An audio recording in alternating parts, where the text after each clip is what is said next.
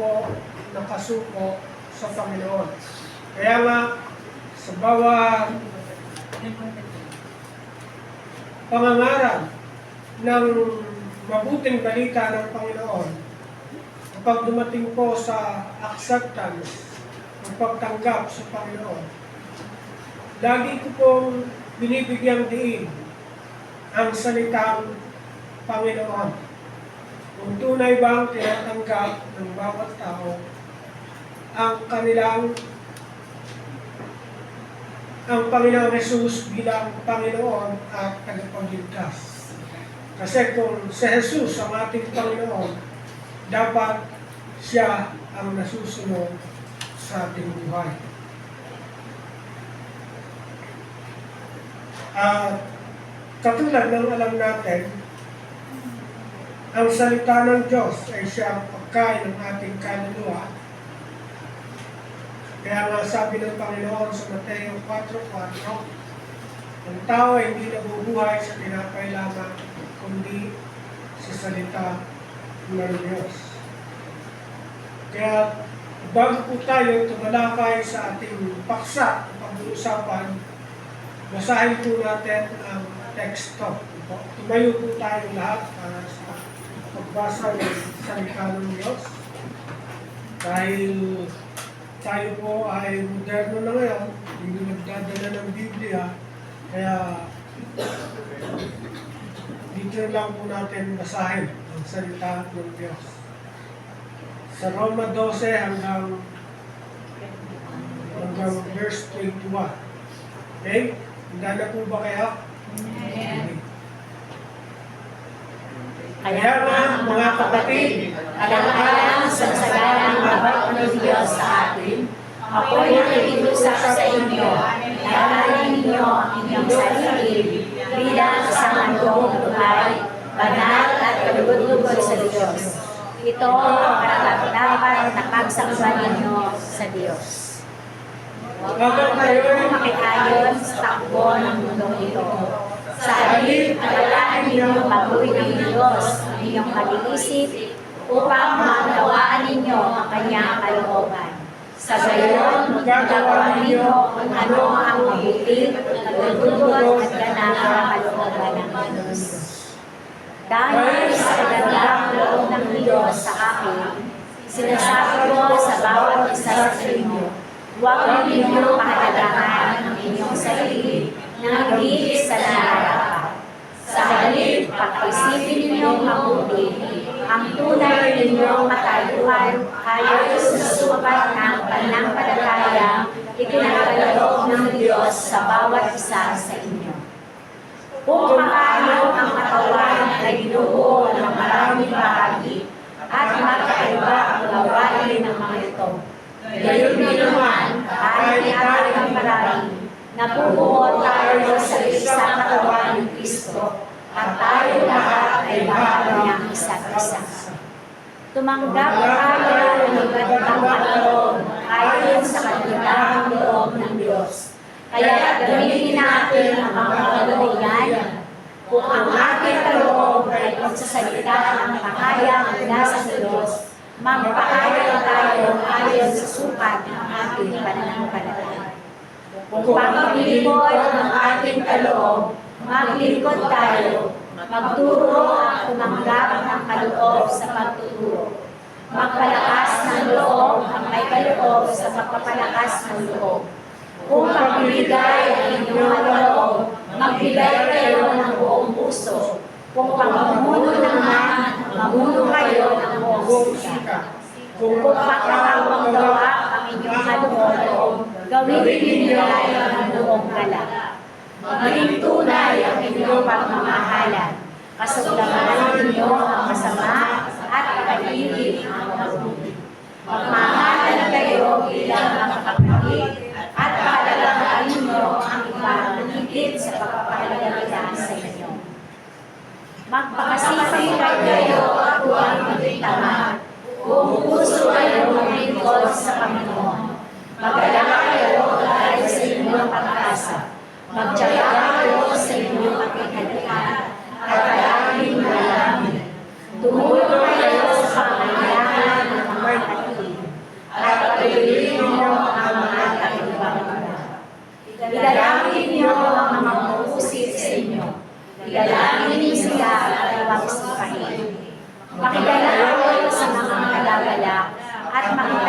sa mga tumatangis. Magkakasa kayo sa alawin. Huwag kayong magmayabang, sa halin ay makasama kayo kahit sa mga dukha. Huwag ninyong ipalagay na may napakarunong. Huwag ninyong pagalitan ng masama ang masama.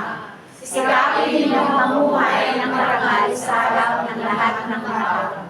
Hanggat maaari gawin ninyo ang inyong makakaya upang mamuhay kayo ng mapayapa kasama ng sinuman. Mga minamahal, huwag kayong nakikigali. Ipaubayan ninyo yun sa galit ng Diyos. Sapagkat nasusulat, akin ang paghiganti, ako ang gagalit, sabi ng Panginoon. Sa halip, kung nagugutom ang inyong kaaway, pakainin mo. Kung nakukuha, pakainumin mo. Sa gayon ay magbubuntun ka ng mga baga sa kanyang tulog. Huwag kayong magpadaig sa masama, kundi daigin niyo ng mabuti ang masama. Pagpalain ng Diyos ang pagkabasa ng kanyang salita, tayo po ay manalangin. Dakilang Diyos, aming Ama, sa hapong ito, patuloy ka naming pinararangalan at niluwalhati, at patuloy kaming dumadalangin ng gabay ng inyong banal na Espiritu, na patuloy na mabuksan ang aming puso at matanim ang inyong salita, ang mga katotohanan na aming pag-aaralan ay patuloy na umangkop sa aming buhay. Salamat, Panginoon, sa patuloy niyong pagkilos at pagpapala sa amin. Ang inyong banal na Espiritu ang patuloy na magbigay ng pagkasi sa bawat isa sa amin. Yes, Lord. Salamat po. Ito ang aming panalangin sa pangalan ni Jesus. Amen. Makaupo po tayo.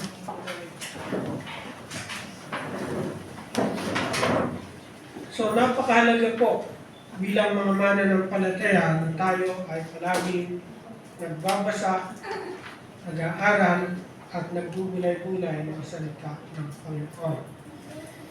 Dahil kung hindi po tayo nagbabasa o nagbubulay-bulay ng salita ng Panginoon, katulad ng sabi ng aklat ng Mateo 4:4, ang tao ay hindi nabubuhay sa tinapay lamang, kundi sa salita ng Diyos na lumalabas sa kanyang bibig.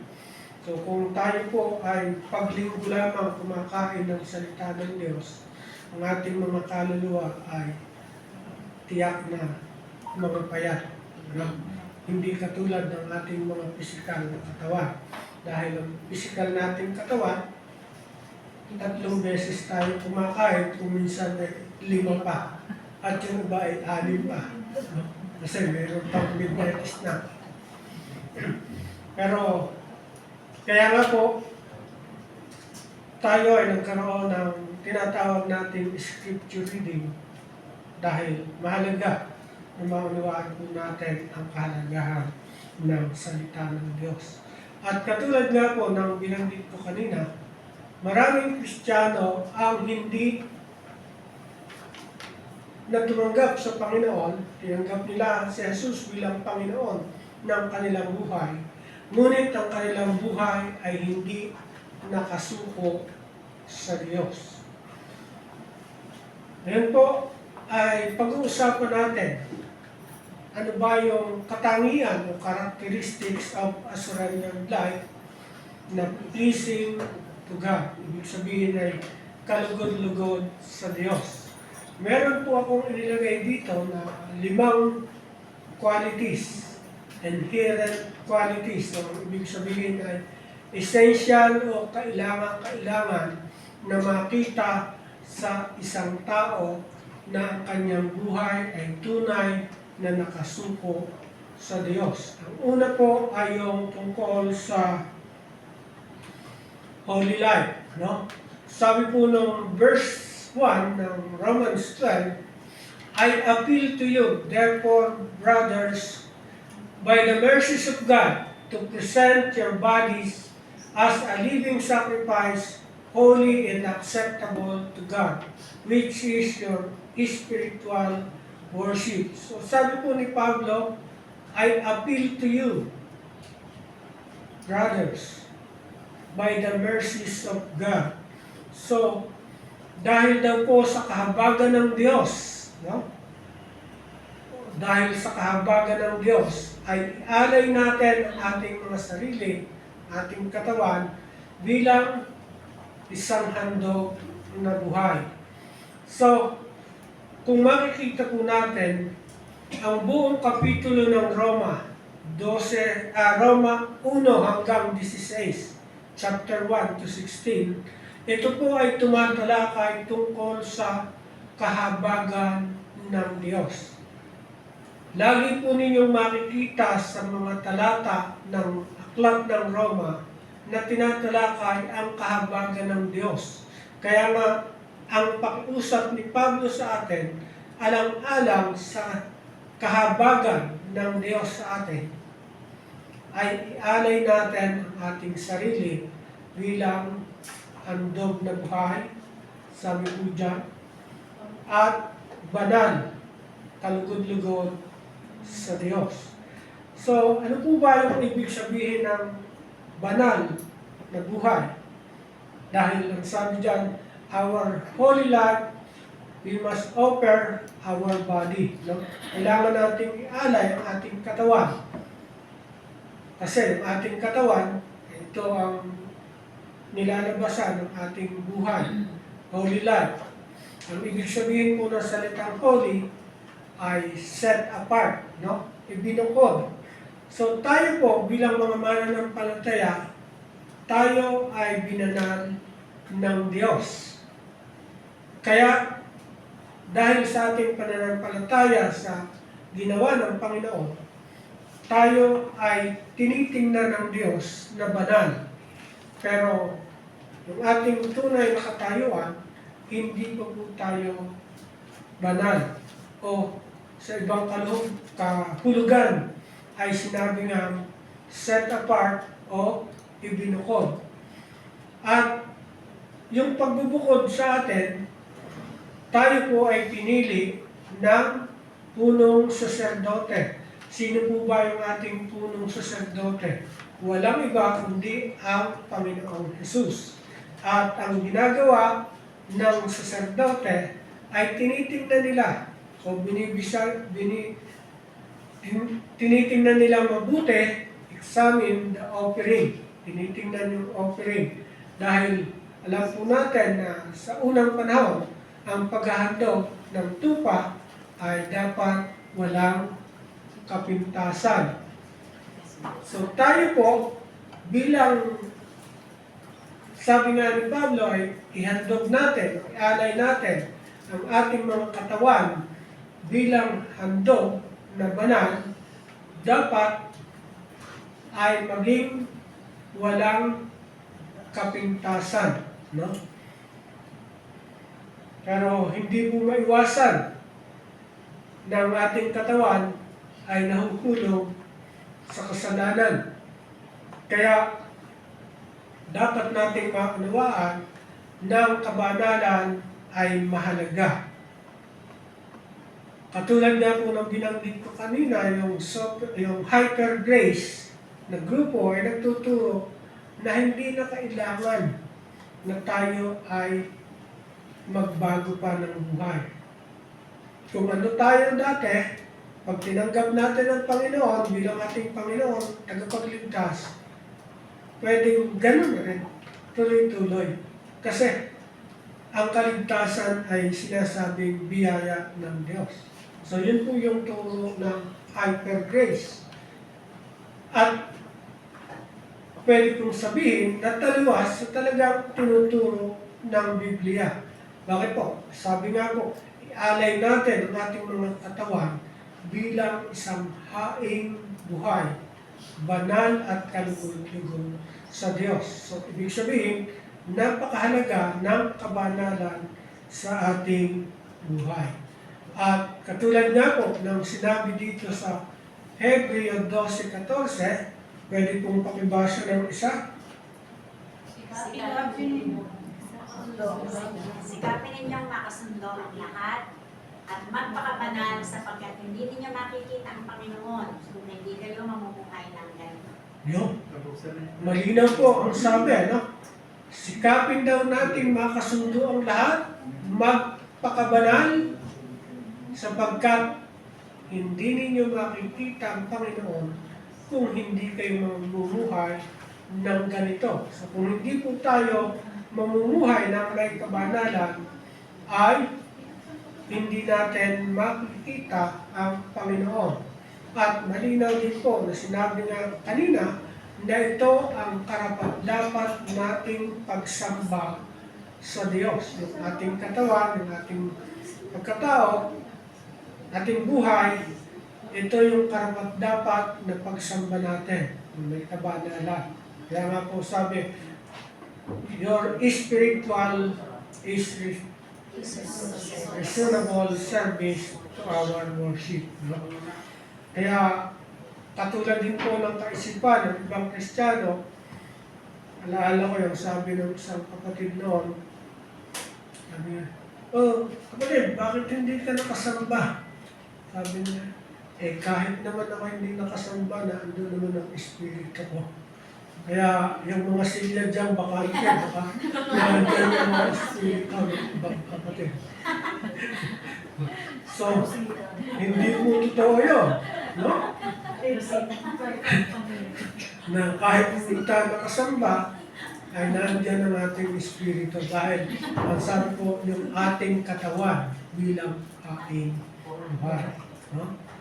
Ang pangalawa po na mahalaga sa ating isinukong buhay sa Panginoon ay hindi lamang po ito ay may kabanalan, kundi dapat ito ay binago. No? Kaya nga po ang sabi ng Roma 12:2, do not be conformed to this world, but be transformed by the renewal of your mind. Sa Tagalog, huwag kayong umayon sa takbo ng sanlibutan ito, kundi magbago na kayo sa magitan ng pagbabago ng inyong isip. So, tayo po ay inutusan na magbago sa magitan ng pagbabago ng ating isip. Alam natin na ang ating katawan, ating buhay, ay nilikha ng Diyos. Pag-aralan natin ng nakaraang linggo, tayo mga nilikha ng Diyos. At yun ay ayos ang pagkalikha sa atin.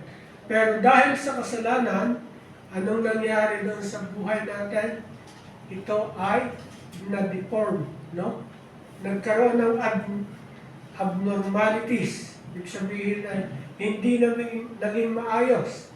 Kaya nga po, marami sa mga tao ay hindi ayos ang kanilang buhay ngayon. Kung minsan nga ay wala akong naririnig sa maraming tao, kundi yung kanilang ulam ay daing. Hindi ba yan? Daing ng daing. Ay, nako, ang hirap ng buhay niya. Totoo naman pong mahirap ang buhay. Pero kung ikaw ay nasa Panginoon, yung kahirapang yun ay hindi mo mararamdaman o hindi mo aalintanahin dahil ikaw ay binago ng Panginoon. Yung buhay mo ay babaguhin ng Panginoon. Ang religion, ito ay nagsikap na baguhin ang buhay. Kaya nga, kung minsan madidinig natin, sabi, ay, doon ka sa amin sumamba, sumama ka sa amin para mabago ang buhay mo. Pero kung minsan, hindi po totoo yun. Bakit? Kahit po sumasamba, kung hindi nila isinuko ang kanilang buhay sa Panginoon, ay hindi mababago ang kanilang buhay. Hindi magbabago ang kanilang isip. Kaya nga po, kung sabi ng unang Juan, 2:15 hanggang 16, huwag ninyong ibigin ang sanlibutan o ang mga bagay na nasa sanlibutan. Ang umiibig sa sanlibutan ay hindi umiibig sa Ama. So kung tayo po ay umiibig sa Diyos, hindi natin dapat ibigin ang sanlibutan. Ibig sabihin ay higit na pahalagahan. No? Kasi maraming tao parang ang halaga ng kanilang buhay ay nakasentro lang dito sa mundo. Kaya nga, ang gusto ng marami, tulad nga nung napag-usapan nung nakaraang linggo, ayun, maging maganda ang bihis, maging may kotse, magandang bahay, pero sa kabila noon, hungkag ang kanilang buhay. Maraming mga milyonaryo ngayon ang hungkag ang kanilang buhay dahil wala ang Panginoon sa kanila. Sa 16, ang sabi po, ang lahat ng nasa sanlibutan, ang pagnanasa ng laman, ang pagnanasa ng mga mata, at ang pagmamalaki sa buhay na ito ay hindi nagmula sa Ama, kundi sa sanlibutan. So, yung lahat pong ninanasa natin ay hindi daw po nagmula sa Diyos. No? Kung ano yung nakikita natin, minsan, doon tayo nagpo-focus. Yung pagmamalaki sa buhay, sabihin ay kapag medyo nakaangat, yung ibang tao ay talagang nagmamalaki. Pero hindi po yan nagmula sa Diyos.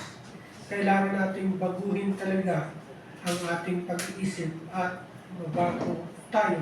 Dahil sabi nga po ng Roma 12:2 ay upang maunawaan natin kung ano ang mabuti. Kasi minsan, akala natin mabuti yung bagay niya, pero hindi. Kaya sabi ng Roma 12:2, upang maunawaan natin kung ano ang mabuti at kalugod-lugod sa Diyos. Pangatlong mahalaga sa ating buhay, kung ang ating buhay ay nakasuko sa Panginoon, ito ay mga dapat nating makita sa buhay natin. Katulad po nitong number 3, sabi po ay humble life. Sabi sa Roma 12:3, dahil sa kagandahang loob ng Diyos sa akin, sinasabi ko sa bawat isa sa inyo, huwag ninyong pahalagahan ang inyong sariling ng higit sa nararapat.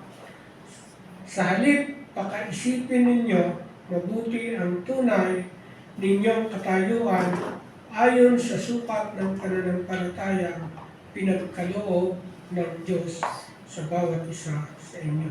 So sabi po ni Pablo, dahil daw sa kagandahang loob ng Diyos o sa biyaya ng Diyos, ang bawat isa sa atin ay hindi dapat pahalagahan ang ating sarili. Ibig sabihin ay maraming tao ang talagang laging mahalaga sa kanila ay yung sarili. Kaya nga po, kung maririnig natin sa marami, mapapansin natin, sinasabi ng iba na, ako ang may gawa niyan. Ako yung tumulong dyan. Ako yung gano'n. At sa ating mga Kristiyano, kapag sinasabi natin gano'n, parang nawala na ang gawa ng Diyos sa ating buhay.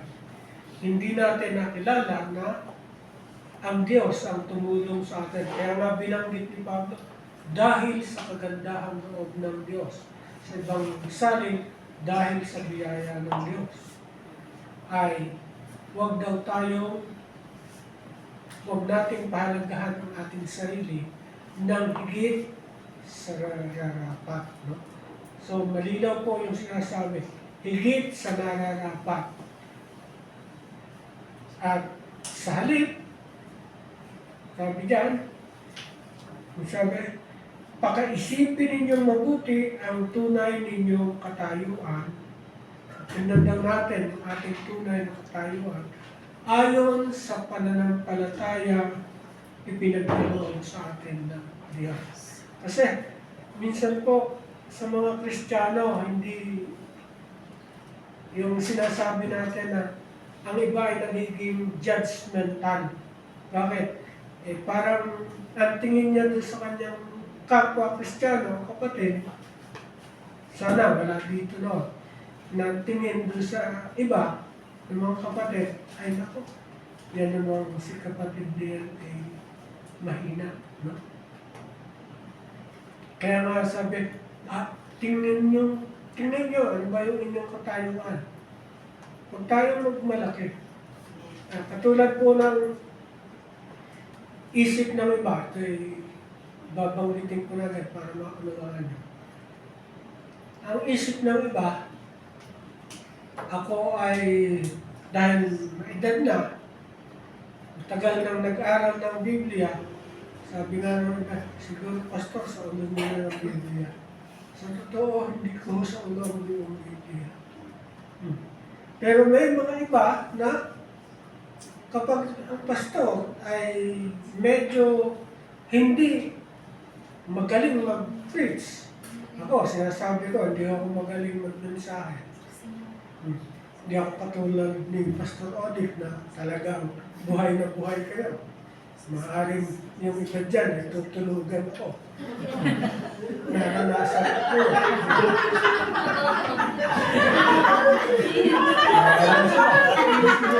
Kasi sinataas nila ang kanilang sarili.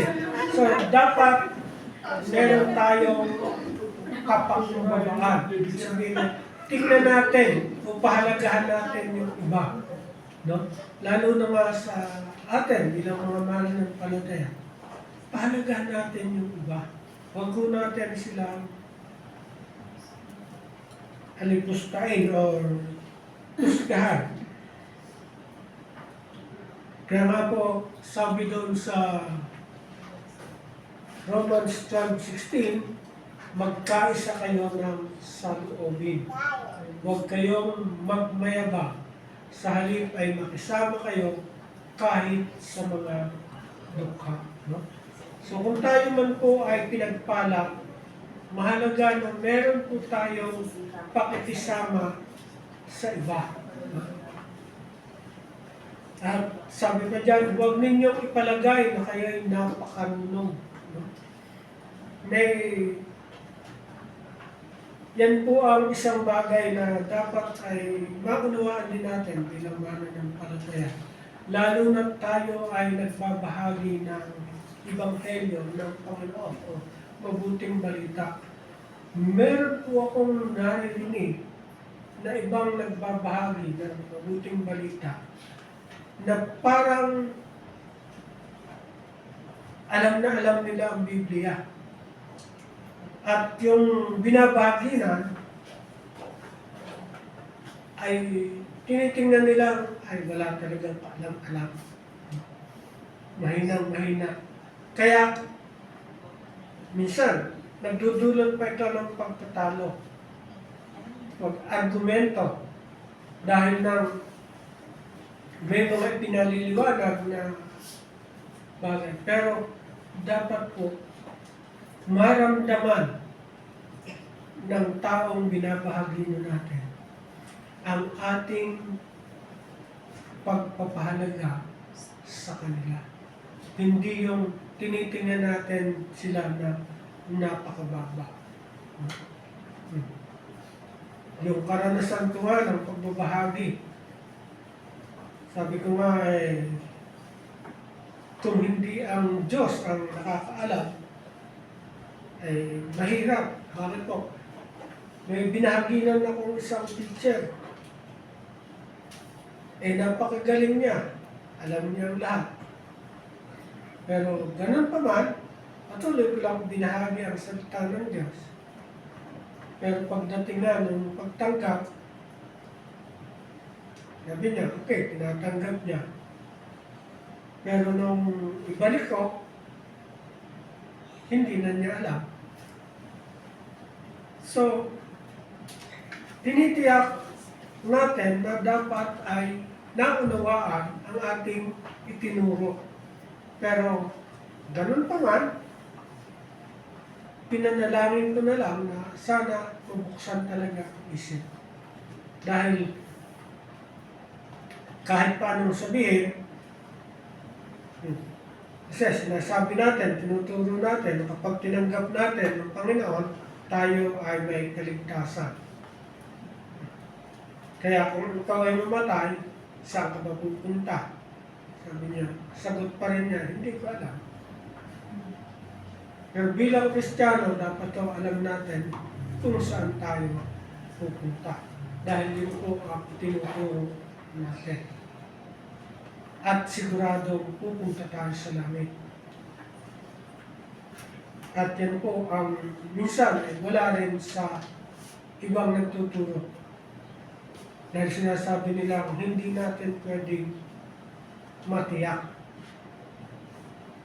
Pero malinaw na sinasabi ng Biblia na kapag tayo ay tumanggap sa Panginoon, tayo ay pupunta langit. So, mahalaga, may paramdam natin yung ating pagpapahalaga. At ang sinasabi ko nga, kung talagang isinuko natin ang ating buhay sa Panginoon, meron tayong kapakumbabaan. Sabi po ng Santiago 4:6 hanggang 10, kaya nga, pasakop kayo sa Diyos, ngunit ang Diyos ang magbibigay ng higit pang pagpapala. Kaya't sinasabi ng kasulatan, ang Diyos ay laban sa mga pagmataas, ngunit pinagpapala niya ang mapagpakumbaba. So ano pong sinasabi ng Diyos? Pinagpapala niya ang mga mapagpakumbaba. Kaya kung tayo po ay mananampalataya na sinuko ang ating buhay sa Panginoon, napakahalaga na tayo ay may kapakumbabaan. Sabi ko dito, sa 7, kaya nga, pasakop kayo sa Diyos, labanan ninyo ang dyablo at lalayuan niya kayo. Lumapit kayo sa Diyos at lalapit siya sa inyo. Hugasan ninyo ang inyong mga kamay, kayong mga makasalanan, linisin ninyo ang inyong puso, kayong pabago-bago ng isip. Nais ko lang pong bigyan ng diin yung sinabi ni Santiago dito na pasakop kayo sa Diyos. Kung isinuko natin ang ating buhay sa Panginoon, napakahalaga na meron po tayong pagpapasakop sa Panginoon, sa Diyos. At mahalaga na ang kaaway, ang dyablo ay nilalabanan natin. Kapag ito'y nilalabanan natin, sabi po ng Panginoon, lalayuan niya kayo. Naalaala ko yung isang natutunan ko dun sa ginagawa ng pusa. No? Meron po ako na-obserbahan, yung pusa, hanggat hindi mo siya pinapansin, panay po ang kalwit niya. Panay ang kalwit sa iya. At maging sa kanyang kaaway, may kaharap, minsan nakita ko yung nag-aaway ang pusa at aso. Laging ginagano ng pusa ang aso. Halos mga 3 beses. So nakita ko po, ang dyablo, ganun ang ginagawa sa atin. Pag hindi tayo nakuha sa isang tukso, may susunod pa. Kakalwitin naman tayo. Pero, sabi po ni Santiago, labanan. Dapat ito paglabanan natin. Kaya nga, nung ako'y bagong mananampalataya, yung pag-aalok ng sigarilyo, pag-aalok ng alak sa akin, talagang kahirap. May tropa pa ako ng sinasagbo na sabi sa akin, pag hindi ka uminom, bubuhos ka sa ulo mo ito. iibubos mo dahil hindi na ako. Tapos, pagdaan ko, minsan, punta ko simbahan, oh, yan na naman ang ating kaibigan, nagbabanag-banalan. Hindi niya alam, talagang binanal na ako ng Panginoon. Kaya, iniiwasan ko yung mga tukso nila.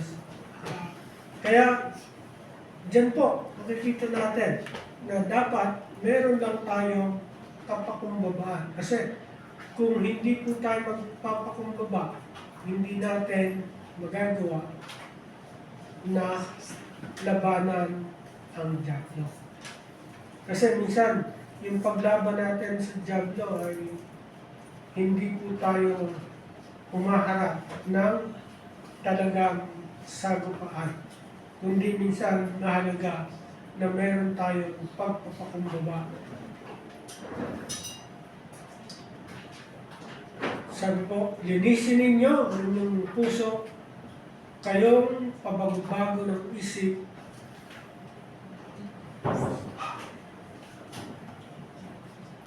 maghinagpis kayo, umiyak at tumamis. Palitan ninyo ang pagluha ang inyong tawanan at ng kalungkutan ang inyong kagalakan. Magpakumbaba kayo sa harapan ng Panginoon at itataas niya kayo. So dito po, sinasabi na mahalaga na makisimpatya tayo dun sa mga tao na napapahamak o naliligaw. Kaya nga po, kahit doon sa mga tropa ko, dati sa Nasugbo, kahit na inaalipusta ako, nilalapitan ko pa rin sila at ako pa rin nanunuyo sa kanila upang makilala nila ang Panginoon. Ang malungkot pa nga, kaya medyo hirap ako noon sa tropa ko. Meron pong isang kasama ko doon na member po siya o kabilang siya sa yung grupong tinatawag na Protestante, no? UCCP. No?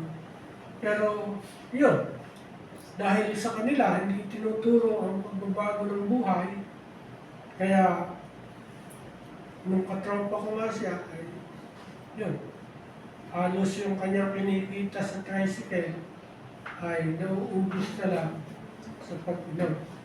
Kaya siya ay patuloy na naano at palagi ko siyang pinakausap. Hindi lahat. At mahalaga yung pagpapakumbaba. Kahit na nila tinutuya ako, naroon pa rin. Kahit nga sa mga tiyuhin ko, minsan ay nakapagsalita ako ng medyo mataas, pero hindi ko sabihin na dinala ko rin upang maunawaan nila. Dahil nga ng yung tiyuhin ko, meron silang apat na anak. Pero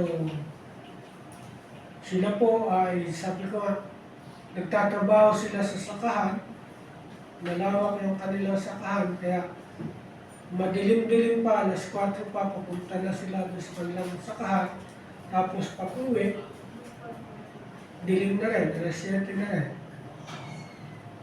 At laging sinasabi sa akin na kung yung pag-aaral ko ng Biblia, ang pangangaral ng Biblia ay pinagtatrabaho ko, sabi niya rin ako, ayos ang buhay.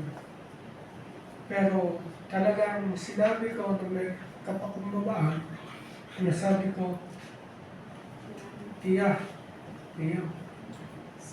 alam kong napakasipag niyo. Pero kumusta ang buhay niyo?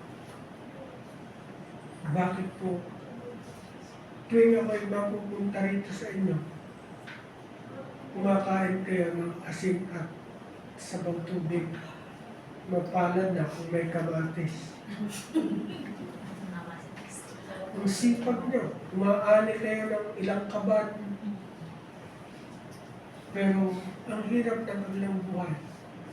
Kaya sabi ko nga sa kanila, ako, ito nga, sinasabi nyo, puro Bible study ang ginagawa ko. Pero parang hindi naman po sa pagmamalaki. Kumakain kami, natuyo lang ang ulam. Hindi kami nagsasabaw po. Yan, alam naman ng mga anak ko na yung aming kahirapan, pag may pinagpala, kung ano yung gusto nila tingin, naala ko noon. Sabi nga ni Luz noon na, pa, kailan ba tayo mag-uulam ng manok? Sabi ko sige, bukas, manok tayo. Sabi naman ni Ate Sid, yaka na naman. Manok, wala pa nga tayong kakainin bukas. Pero alam nyo, ang kabutihan ng Panginoon, umaga, alas 6, dinalang kami ng isang buong manok ng kumpare ko. Manok ang ulam namin. Ganun ang kabutihan ng Panginoon. Pero lahat yung kabutihan ng Panginoon, sabi niya ay dapat tayo may kapakumbabaan. Dito po sa Pilipos 2:3, huwag kayong gumawa ng anuman dahil sa pansariling layunin o pagyayabang. Sa halip bilang tanda ng pagpapakumbaba, ituring ninyong lahat ang iba, higit ang iba kaysa inyong sarili. No? So, naandyan po yung paalaala. Huwag tayong gumawa ng anuman dahil sa pansariling layunin. Ibig sabihin, dapat po ay lagi natin sa ating ginagawa, ito po ang pwede kong sabihin. Huwag yung pansarili lang natin, kundi laging iniisip natin na isangkot ang ating Panginoon. No? Ibig sabihin, yung lahat ng ating gagawin, itatanong muna natin sa Panginoon. Lord, ano ba?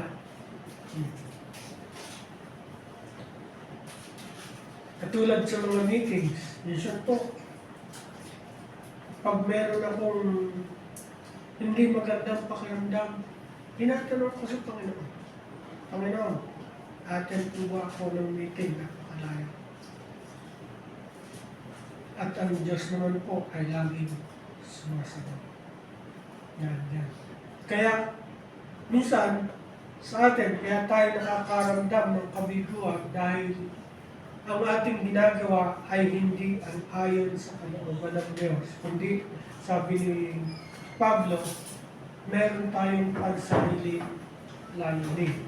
At kung minsan, yung mabigat yung sinabi ni Pablo dito, pagyayabang. Ibig sabihin ay gusto mo daw itaas ang iyong sarili. Kaya nga, minsan sa mga meetings, hindi po nawawala yan. Kahit sa, tayo dito sa simbahan. Nagaman hindi pa ako nakakadala sa meeting niyo. Pero minsan po, kapag ang iglesia ay lumalago, may mga lingkod ng Panginoon na ang kanilang ginagawa ay ayon sa kanilang kagustuhan at may halong pagyayabang o pagmamalaki. Gusto nila pakita, magaling ako. Ako ang dapat mong sundin. No? Kaya dito sinabi ni Pablo, huwag kayong gumawa ng anuman na may pansariling layunin o pagyayabang.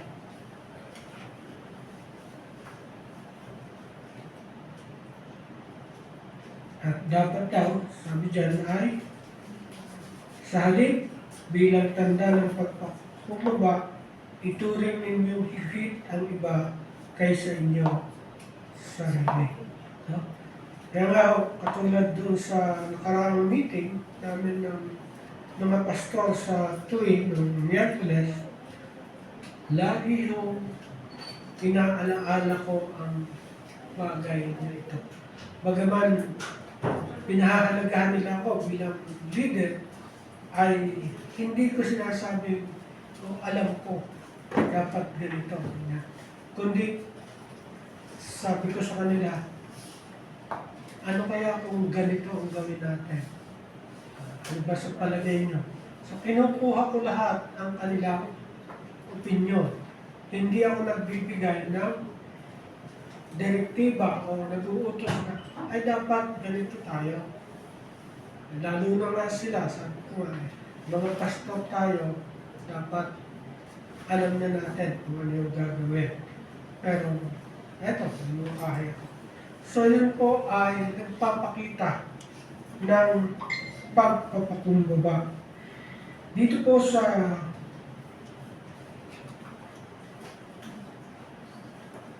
Filipos 2:8, sabi po, nagpapakumbaba siya at naging masunurin hanggang kamatayan. So, ang tinukoy po dito ay ang Panginoon Jesus na namatay dahil sa kanyang kapakumbabaan. Sumunod po siya sa kalooban ng Diyos na kailangan siyang magdusa sa krus ng Kalbaryo hanggang kamatayan. Kaya nga po ang sabi dito ay maging ito man ay kamatayan sa krus. Pero kita po niyo yung sabi dyan sa ulit, His deity remain. Yung kanyang pagka-Diyos ay nanatili. No? Kahit siya ay inalipusta, pinako sa krus, tinanggap niyang lahat ng may kapakumbabaan.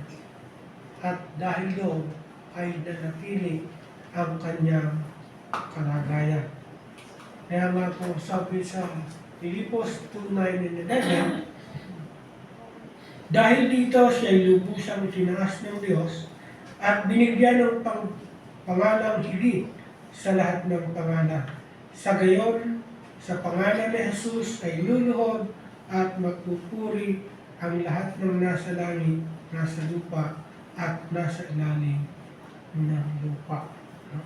So, dahil sa kanyang kapakumbabaan, na tinanggap niya yung kaparusahan na wala naman siyang kasalanan, ay siyang naparusahan hanggang kamatayan sa krus, ay binigyan siya ng Diyos ng pinakamataas na papuri at parangal.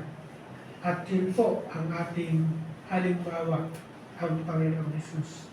Bilang Kristiyano, mahalaga na ang layunin natin, ang goal natin, ay maging katulad ng Panginoon. Dapat mabuhay tayo ng merong Christ-likeness, sabi nga po, katulad ng Panginoon. Sa katulad sa pag-ibig, sa kapakumbabaan, at maging sa maraming bagay na dapat tayo.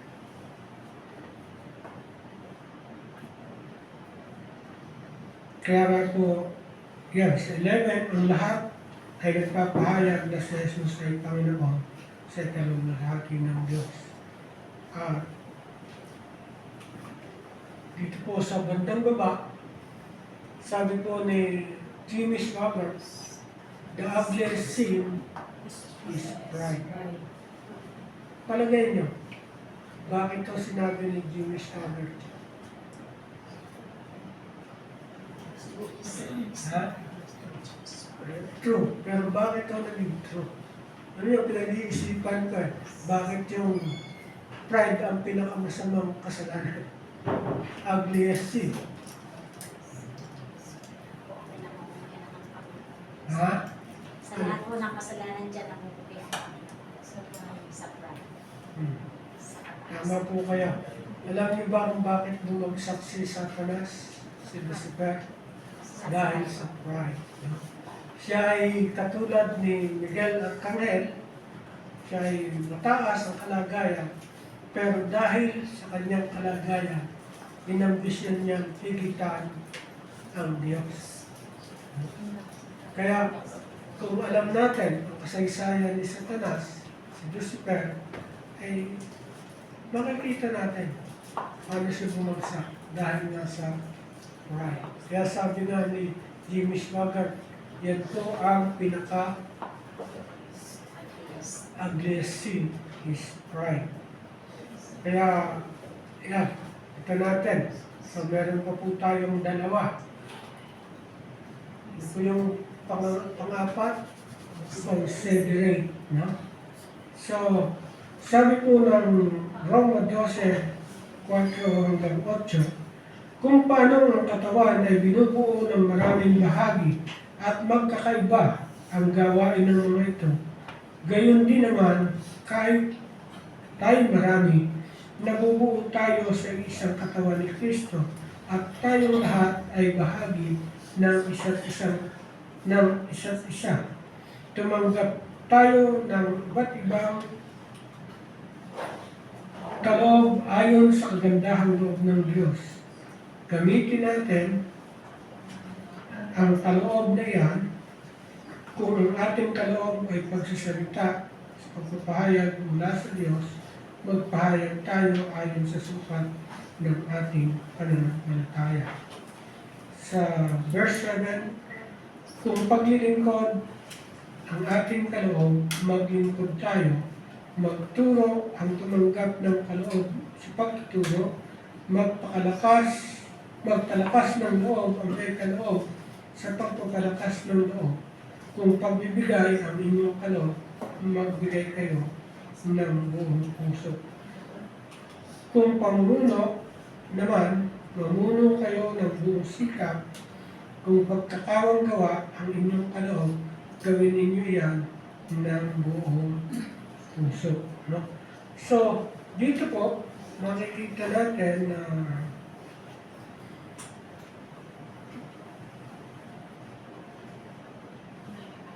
doon sa Romans talatang 4 ay inihalimbawa ang katawan na maraming bahagi at magkakaiba ang gawain ito. Alam natin, madali po natin inalogo ang ating katawan, ibang bahagi, pero may iba't ibang gamit. So mga mananampalataya, ganito rin po. Tayo ay hindi pare-pareho ang kaloob. Tama ay unique ang ating kaloob. Unique tayo bilang mga tao o mga Kristiyano. Meron tayong kanya-kanyang kaloob na binigay ng Diyos. Ang malungkot sa mga Kristiyano ngayon, kung minsan ay hindi tayo tumitingin kung ano ang tingin ng Diyos sa ating mga kapatid. No? Kaya nga sabi dyan, kung ang kaloob ay pagsasalita ng pahayag mula sa Diyos, magpahayag tayo ayon sa sukat ng ating pananampalataya. So kung tayo po ay tinawag ng Diyos bilang propeta o pagpahayag ng salita ng Diyos, dapat maunawaan natin na yun ang tawag sa atin. Katulad nga po, sa panahon natin ngayon, mayroong mga ilang propeta ng Diyos na hindi po kilalanin ang kanilang sinasabi. Pero sa huli, saka lang nila masasabi na ito pala ang sinabi ni propeta ganito. Kaya dahil doon, hindi po tayo nagiging considerate, no? Hindi tayo doon. Yung pagiging salita, considerate. Ibig sabihin ay hindi natin binibigyan ng konsiderasyon yung iba, no? Halimbawa, dito po, kaya nga sabi dyan, kung paglilingkod ang ating kaloob, maglingkod tayo. So ano bang paglilingkod ang binigay sa atin ng Diyos? Baka taga-ayos ng silya. Sila. sa mga pastor, minsan napakadami ho ng kaloob eh. Dahil lalo na katulad ko, church planter, na nakikita ko nga si Brother Louie, kung minsan nag-aayos ng silya, naayos ka. Huwag na pastor, huwag na. Sabi ka, naku, yan eh, ganon-ganon din ako nung nagsisimula sa iba't ibang lugar.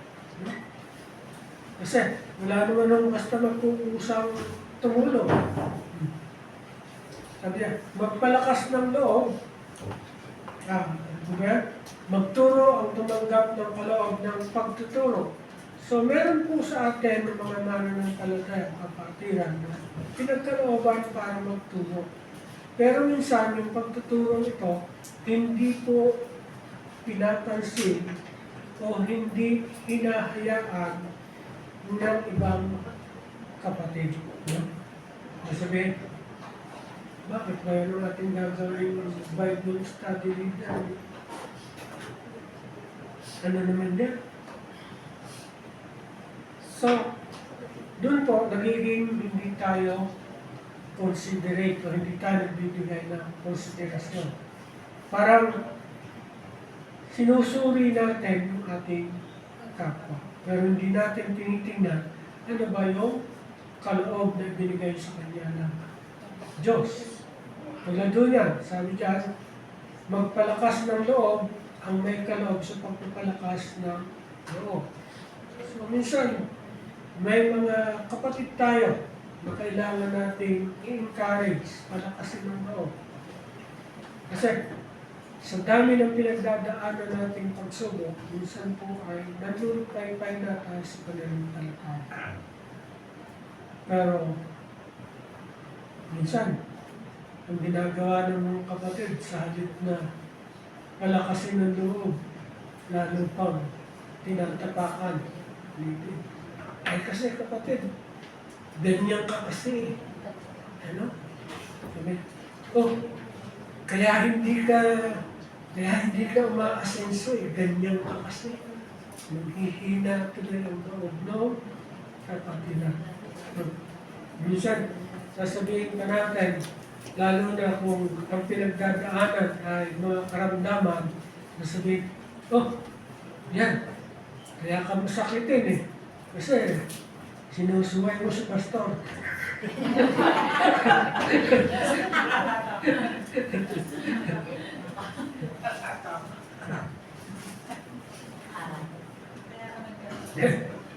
Minsan po, sa halip na palakasin natin ng loob, dinedi natin. Kaya kailangan na tayong maging considerate kung ano yung kaloob. At tulad din yan, ito, isang masakit sa tao eh. Kung pagbibigay ang iyong kaloob, magbigay ka ng buong puso.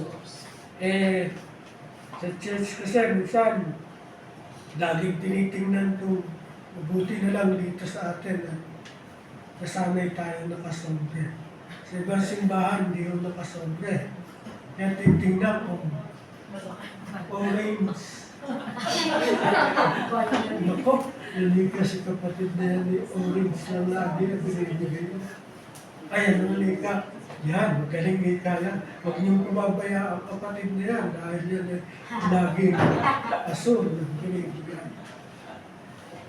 So, nasaan po yung ating pagiging considerate? Dapat po matuto tayo dahil kung pagbibigay ang kaloob natin, magbigay tayo ng buong puso. Kasi, nalala ko sabi ni Sister Vicky, masaya-masaya siya kung nakakapagkaloob. Hindi kaloob niya yung pagkakaloob. Kaya siya ipagpapalain doon sa kaloob niya. Pero kung tayo ay hindi binigyan ng kaloob para magbigay, kaya lagi tayo parang nagdadalawang isip. Naalala ko na yung tinatanong ng mga pastor sa pastor, tatanong ho dito bibigay daw sa church. Kung ang church natin ay hindi nagtuturo ng ikapo kasi wala naman sa Biblia sa bagong tipan na may kailangan mag-ikapo. Sabi, ay huwag niyo nang pansinin kahit hindi na siya magbigay. Kasi ililigaw lang kayo niyan.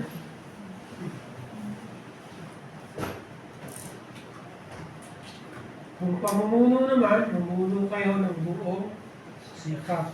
Na. So, alam natin dito, marami ang binigyan ng pamumuno. Yung dalawa na nga si Chairman, talagang ayos na ayos ang kanyang pamumuhala. Kung pagkakawang gawa ang inyong kaloob, gawin ninyo ang inyong ng buong galak. So, pagkakawang gawa, ito ang minsan ay wala din sa mga Kristiyano, yung pagkakawang gawa. Mahina ang mga Kristiyano dito, hindi nila nadi-detect. At sa pamumuno naman, minsan po, ay hindi rin nagiging ayos ang ibang mga leadership. Mamaya po i-discuss mo sa sunod na topic. So, yeah, sabi ko, sa katawan ng Panginoon ay merong maraming kaloob, iba't ibang kaloob. So, payo sa atin, gamitin natin ang mga kaloob na yan. Katulad po ng sinasabi, yan sa unang Korinto 12 hanggang 22 hanggang 26, big part of the body, no? So, marami pong katawan ang mahina. Maraming bahagi ang katawan na mahina. So, tingnan po natin. Basahin po natin ito. Pakibasa po sa yung verse 22 to 26 ng Korinto.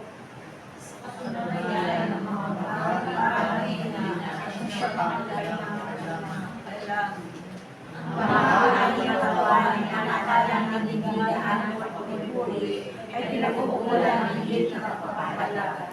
Ang mga bahagi ng likas na maganda siya natin higit na kapapalagahan. Hindi na ito kailangan gawin sa mga bahagi sa dyan maganda. Ngunit ang sasayos ng Diyos sa katawan, bigyan niya ng higit na karangalan ng mga hindi gaano karangalan upang hindi magkakaroon ng pagkakahagi sa sarili ay kami nasasalit sa bawat bahagi sa isa't isa. Kung nasasaktan ng isang bahagi, nasasaktan ng lahat. Kung pinagagalan ng isang bahagi, pinagagalan ng lahat. Okay, so tinutukoy po dyan yung mga iba't ibang kaloob. At malinaw po yung sinasabi. Sabi dyan sa verse 22, sa katunayan, ang bahaging mahihina ang siya na parang kailangan. So, minsan po, yung katawan ay kung alin yung mahina, ay siyang kailangan. So, naalala ko tuloy yung kwento tungkol dun sa bahagi ng ating katawan. Ano ba yung pinaka-pangit na bahagi ng katawan na ayaw nating nabanggit? Minsan. Yung ating puwet. Diba? Ayaw po mabanggit ng mga tao. Kasi ay ano nila mabaho, maganda. Kaya yung katawan, yung puwet, nagtampo. Dahil hindi na nagusto ko, hindi bahala kayo. So hindi na siya dumuwi. Mga isang linggo, may sakit na hospital.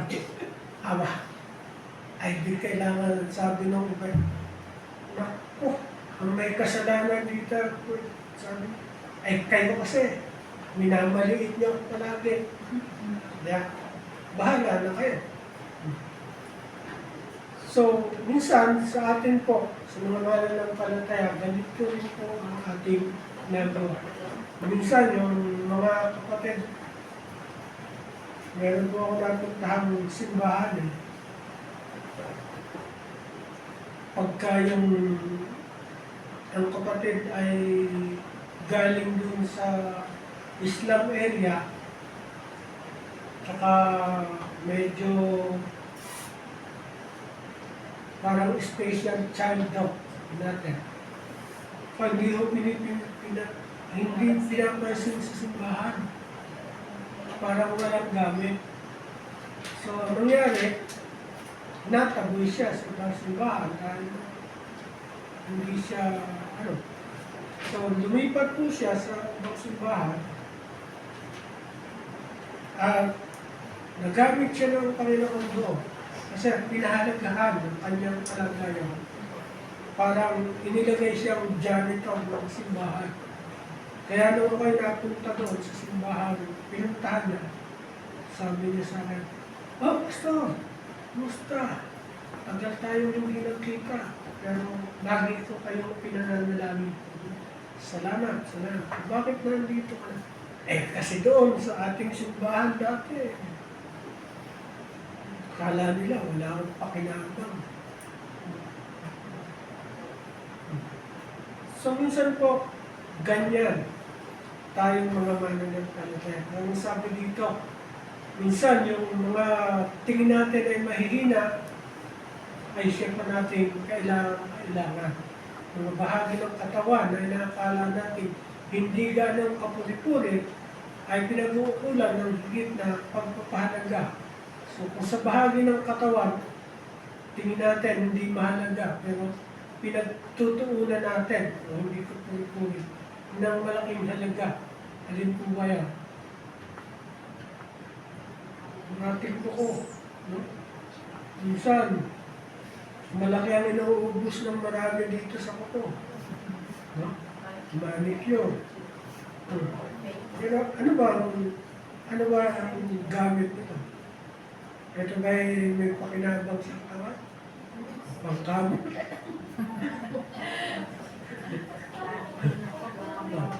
So, yung po sabi ni Pablo dyan, ang bahagi ng katawan na nakakala nating hindi ganong kapuri-puri, ay pinag-uukulan ng higit na pagpapalaga.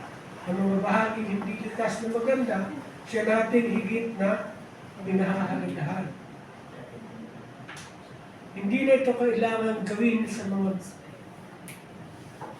bahaging sadyang maganda, ngunit inayos ng Diyos ang katawan, binigyan niya ng higit na karangalan ang mga bahaging hindi ganong marangal. So sa atin po, dapat maisip natin bilang iglesia, bilang pamilya, meron po iba't ibang kaloob ang Diyos at dapat tayo ay may konsiderasyon sa ganitong bagay. Lagi natin isipin na ikaw ay hindi magiging katulad niya o katulad nito dahil ikaw ay naiiba. Huwag mong hanapin sa iba ang nasa iyo. Dapat tingnan mo kung ano ang kanyang kapakinabangan. Yun po ang pagiging considerate natin.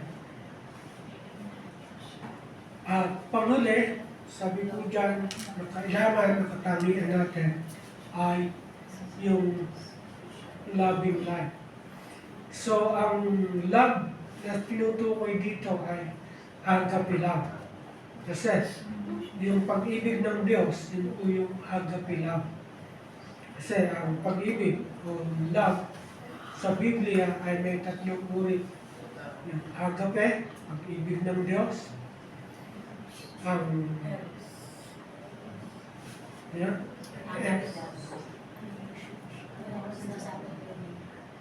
nawala tuloy mo. Ano yun? Nadinig ko na yung isa? Eros. So you know, ay makasarili yung eros na yun. Ay, yun po ay mahalaga lang sa Pileo, yun, Pileo. Yun ang pag-ibig sa kapwa, Pileo. So dapat to, meron tayong Pileo, pag-ibig sa kapwa, at agape. Hindi yung dapat eros lang. Kasi yung eros, minsan no, ay pag-ibig na sa mag-asawa, pero minsan ay lumalagpas pa rin.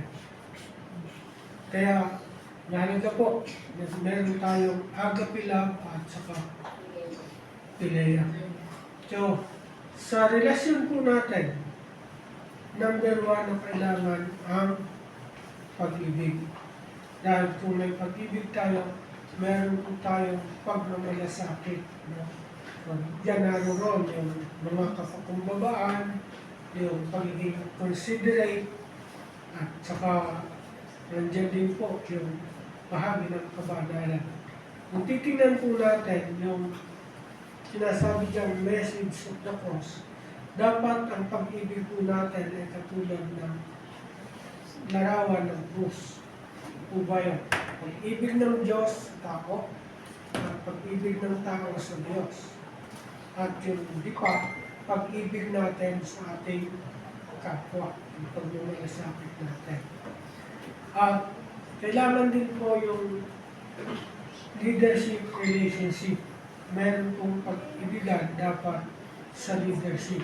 So kanina, pinakita ko sa inyo na tayo may iba't ibang kaloob. Tayo po ay pamumuno, dapat po ay igalang natin at kilalanin natin yung pamunuan. Hindi po tayo dapat nilalagpasan ang pamunuan. Kaya po, sa katawan ng Panginoon ay maraming kaguluhan dahil po dyan sa leadership relationship. Minsan ay merong nagmamalaki, nagmamarunong. Minsan naman ay merong dapat uri. Kaya nga po, dapat makita sa atin yung pag-ibig sa ating relasyon sa mga namumuno sa atin. Tulad po ng sabi dito sa Romans 12,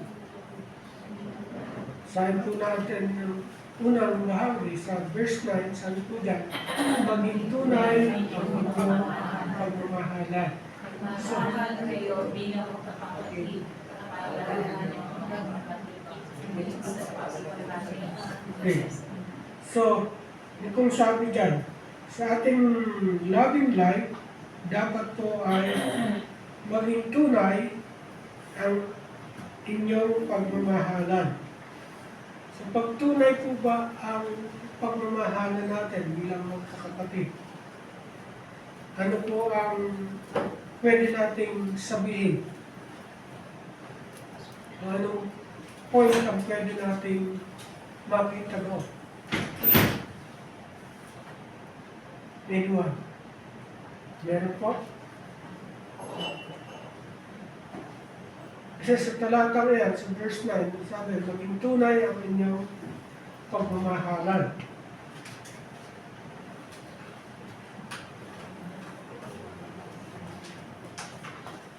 So ano po dapat nating iwasan kung minamahal natin ang ating kapatiran?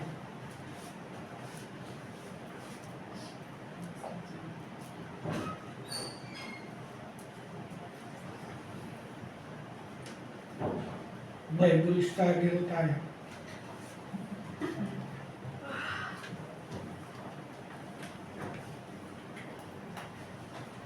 So sabi po, verse 9, maging tunay ang inyong pagmamahalan, kasaklaman ninyo ang masama at pakaibigin ang mabuti.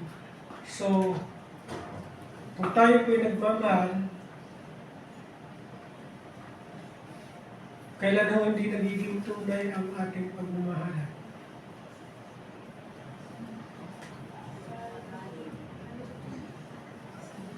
Ano yan? Ha? Okay, sabi ko, kailan hindi nagiging tunay? Nagsisiraan. Okay. Nagsisiraan. At saka, pag meron tayong sinasabi sa likuran. So, ang point na gusto kong makita natin sa sinasabi niya, iwasan natin yung pagpapakitang tao. hypocrisy. No? Minsan, sasabihin sa'yo ng kapatid, ay, bakit naman, kapatid, salamat, nandito. Pero pagtalikod, naku, yun naman ikas sa kapatid. You know? So, number one, kung tayo po ay merong loving life, iwasan po natin ang pagpapaimbabaw. Maging tunay ang ating pagmamahalan. Pangalawa, sabi po dyan ay magmahalan kayo bilang magkakapatid at pahalagahan ninyo ang iba ng higit sa pagpapahalaga nila sa inyo. So ano pong point ang makikita natin? Itong sinasabi sa atin ng talata ngayon para sa ating pag-ibig.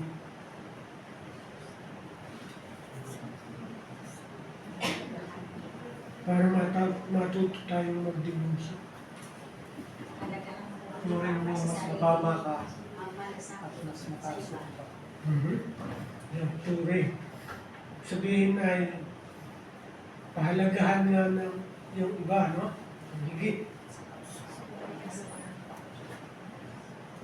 Sabi po sa English ay give preference to other. Una niyo, give preference to other. Selfless. Sunod po, verse 11.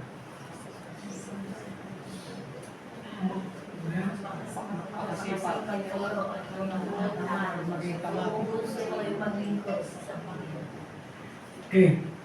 So magpakasipag kayo at huwag maging tamad, buong puso kayong maglingkod sa Panginoon. Ano po ang tinutukoy ng talatang yan sa atin bilang pag-ibig? Mahal natin ang Diyos, mahal natin ang ating kapwa, kung dapat natin gawin. Paano natin i-apply yung talatang? Discipleship. Discipleship. Discipleship. Magpakasipag, buong puso kayong maglingkod sa Panginoon. So dapat po tayong maging tapat sa Diyos at maging masikap, no? Sabihin na, fervent in service to God. Kailangan tayong magpapatuloy, magsisikap talaga na maglingkod sa Panginoon. So, yan. Tulad sa pagsamba, paglilingkod natin ito sa Panginoon, dapat ay fervent tayo sa Panginoon. Sa sunod po, verse 13. Siguro kayo sa pangangailangan sa mga kapatid, patuloy ang So, yeah, sabi po ng talatang 15 ay tumulong kayo sa pangangailangan ng mga kapatid at patuloy niyo ang taga-ibang lugar. So, ano pong tinutulong niyan sa atin? Tayo may pag-ibig.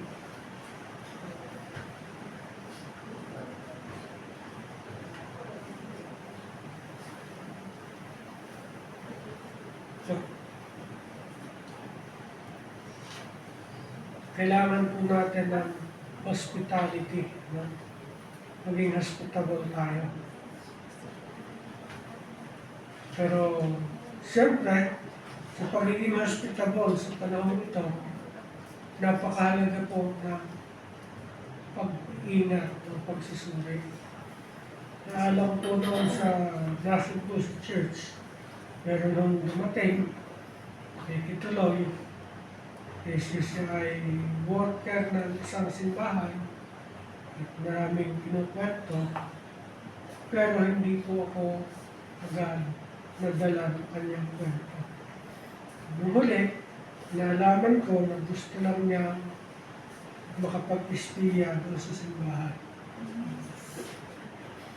Kaya, yan, katulad ng sinabi ng talata, patuloy niya ang mga taga-ibang lugar yan ho ay dapat may pag-iingat tayo. Pero dito sa lahat, ang tinuturo niyan ay maging hospitable tayo sa mga tao. Then, sa verse 14, idalangin niyo ang uusig sa inyo, idalangin niyo sila at huwag sumpain. So, ano pong point ang makikita natin?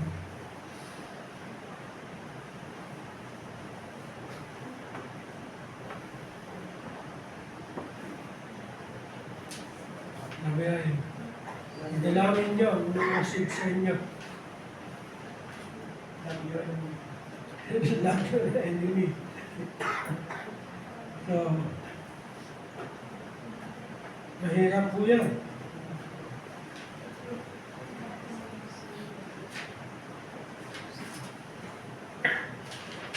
Bakit ko sinasabing mahirap? Kasi po, yan ay naranasan ko noon. Marami ang kaaway.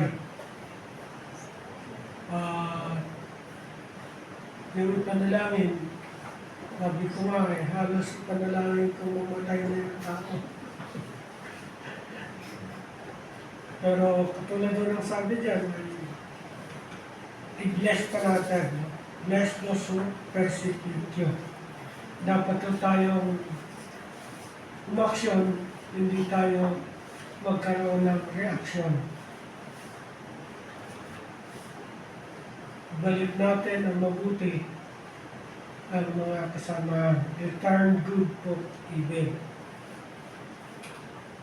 Verse 15, magala kayo sa mga nagagalak, makitamis kayo sa mga tumatamis.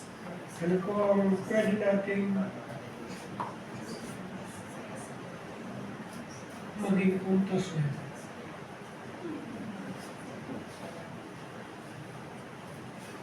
Mahal natin ang ating kapwa, mahal natin ang ating Diyos.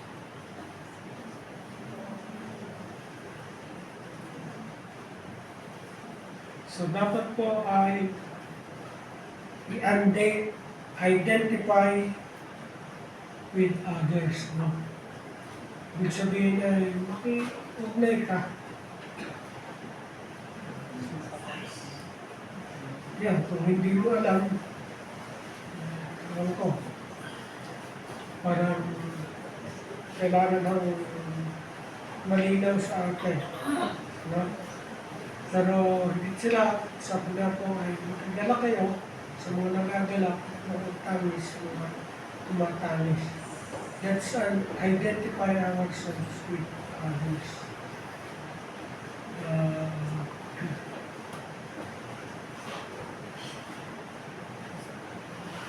Mahirap po kasi pagka hindi natin alam kung ano yung sitwasyon, dapat ay malinaw.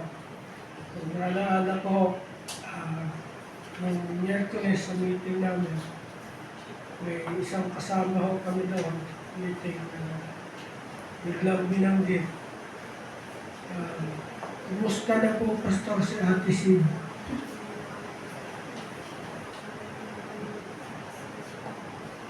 Sabi nung katabi, Pastor, di ko ba na?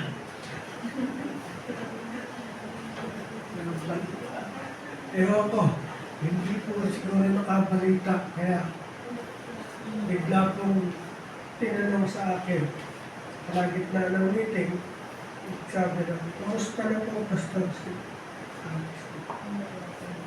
Eh, binulong na ng katabi. Wala naman.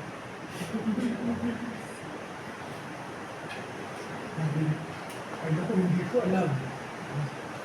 Kaya dapat ho ay bukas tayo. Ito sabihin ay alam natin kung ano yung kalagayan. Hindi po basta mag-aantay. Then next, magkaisa kayo ng isang obi. Huwag kayong magmayabang. Sa halip ay makisama kayo kahit sa mga dukha. Huwag ninyong kalagayan na kayo ay marunong. Ito ang makikita natin.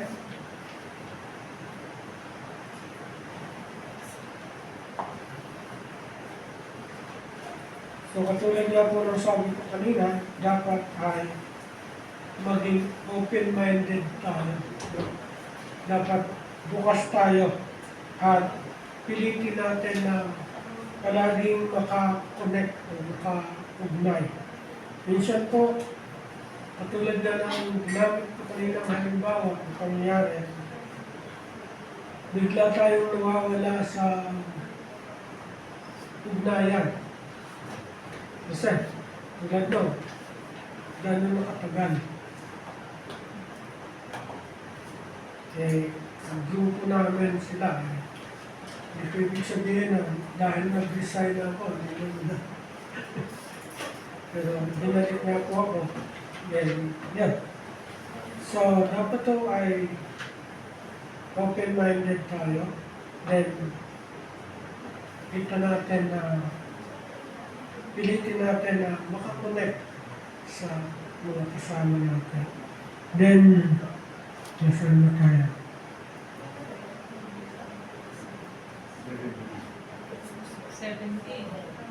Verse 17.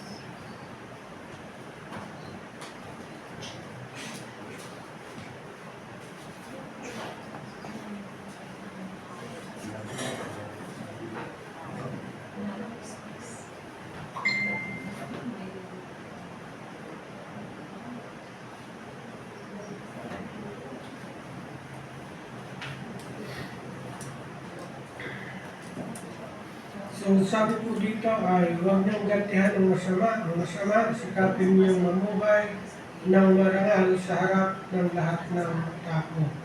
Hanggat maaari, gawin ninyo makakaya pang mamuhay kayo ng mapayapa kasama ng sinuman. So ang sinasabi ko ng talata ay sikapin natin mamuhay ng marangal sa harap ng lahat ng tao. No? At dito, hanggat maaari, gawin ninyo ang inyong makakaya na mamuhay kayo ng mapayapa kasama ng sinuman. So, hanggat maaari na po ay mamuhay tayo ng may kapayapaan kasama ng karamihan. At ito po ay nakadepende sa atin, no? Kung paano tayo dapat makilahok sa ating kapaligiran. Pero ang number one paalaala ay mamuhay ng marangal, no? Sa harap ng bawat isang tao. Then next, sabi ko dyan,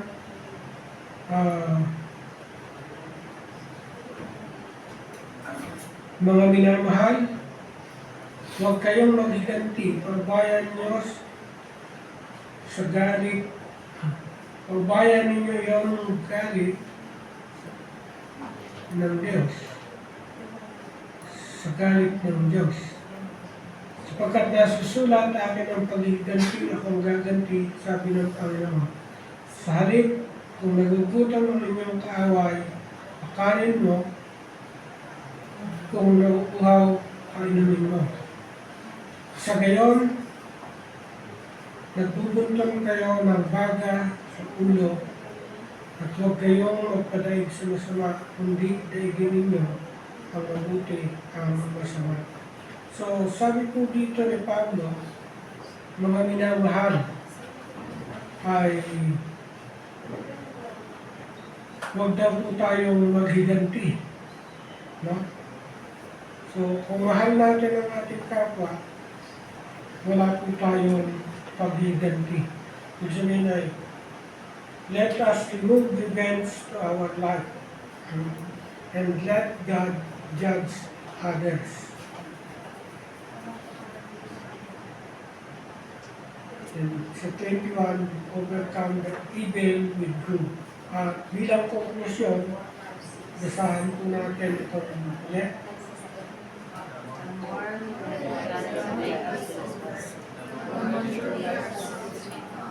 Because He made us, created all the different people that you and I were intended to be.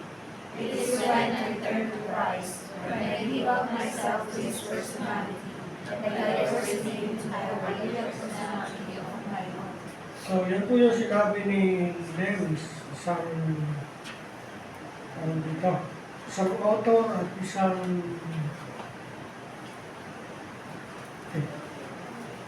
Bible, teacher, then theologian. Sabi po niya, the more we let God take us over, the more truly ourselves we become. At sabihin, kung hinayaan natin ang Diyos ang mag-take over sa atin, pamahalaan tayo, tulad nga po ng ating paksa, dapat suko natin ang ating buhay sa Kanya.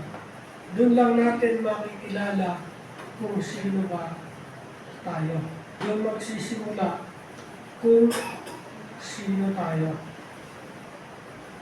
Hindi katulad ng pagkaunawa ng iba na kapag sila ay nagkasakop sa Diyos, kala nila ay mawawalan na sila na kanilang buhay. So doon lang natin, sabi ni Lewis ay, nang hayaan natin na ang Diyos ang mag-take over, the more truly ourselves we become. Doon lang magiging totoo tayo. Dahil tayo ay nilikha ng Diyos. He created all the different people that you and I were intended to be. So, katulad mo na binanggit ko, lahat tayo ay magkakaiba. Kahit tayong lahat ay Kristiyano, may isang ating pananampalataya, isa ang ating ginagalawan, pero unique tayo bilang tao. Huwag, tulad na sinabi ko kanina, huwag mong hanapin sa iba ang katangian mo. At dapat makita mo yung kanyang katangian na kaloob ng Diyos. Dahil yun ang plano ng Diyos. Sabi nga ni Lewis, He created all the different people that you and I were intended to be. It is when I turn to Christ, when I give up myself to His personality, that I first begin to have a real personality of mine. So, tulad ng sabi na ni Lewis, na pagkatiwala natin ang ating personalidad kay Kristo, doon lang lalabas ang ating tunay na personalidad. Kaya, nawa po, naging malinaw sa atin ang kahalagahan at ang katangian ng mga puso, ng mga buhay na nakasuko sa Diyos. Tayo po yung nangyari. Panginoon, pagpalain niyo po ang aming mga pinag-aralan sa hapon ito. Tulungan niyo po na matanim sa aming puso at isipan na nang itanim namin o ialay namin, pagkatiwala namin ang aming sarili sa Panginoon, ay doon lang magsisimula ang tunay naming pagkatao. Doon lang kami mabubuhay ng ganap at kalugod-lugod sa inyo. Tulungan niyo nga po kami, Panginoon, na maging katulad ng aming Panginoon Jesus. Pagpalain niyo po kami. Ito ang patuloy naming panalangin sa pangalan ni Jesus. Amen.